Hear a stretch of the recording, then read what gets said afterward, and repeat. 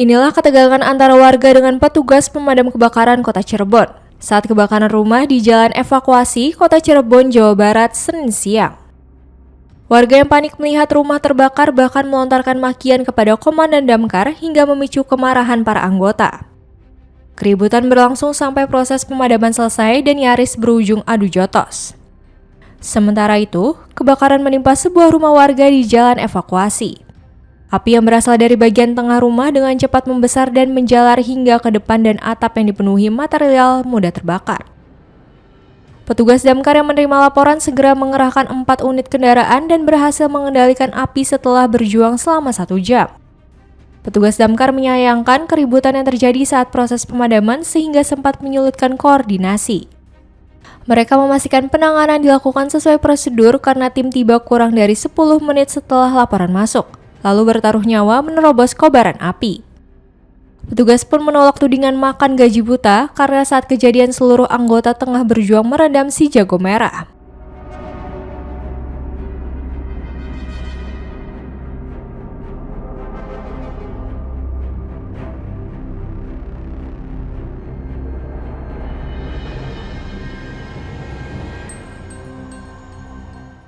Penanganan.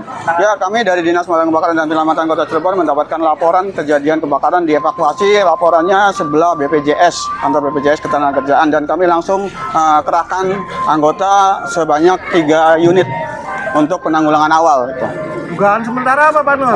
Dugaan sementara kita belum bisa pastikan, harus diinvestigasi dulu bersamaan dengan Polres Siko juga nanti.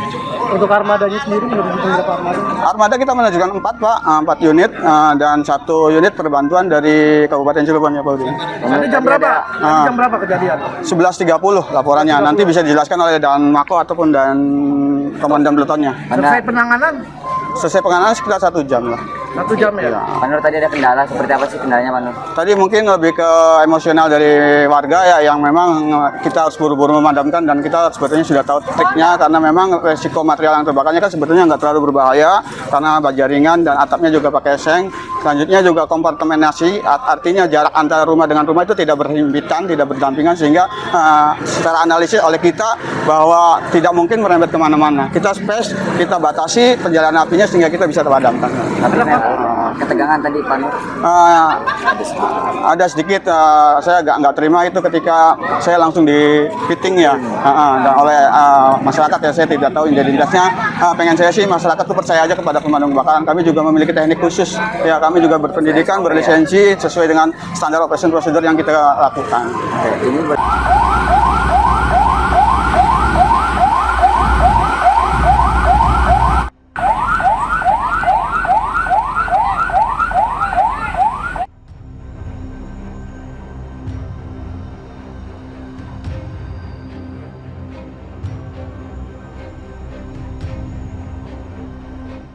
Setelah api berhasil dikendalikan, petugas melakukan pendinginan untuk memastikan tidak ada bara kayu yang dapat memicu api kesusulan.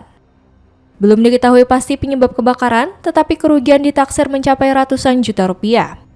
Akibat kebakaran dan kericuhan antara warga serta petugas damkar, arus lalu lintas di sekitar lokasi sempat tersendat dan situasi menjadi memanas.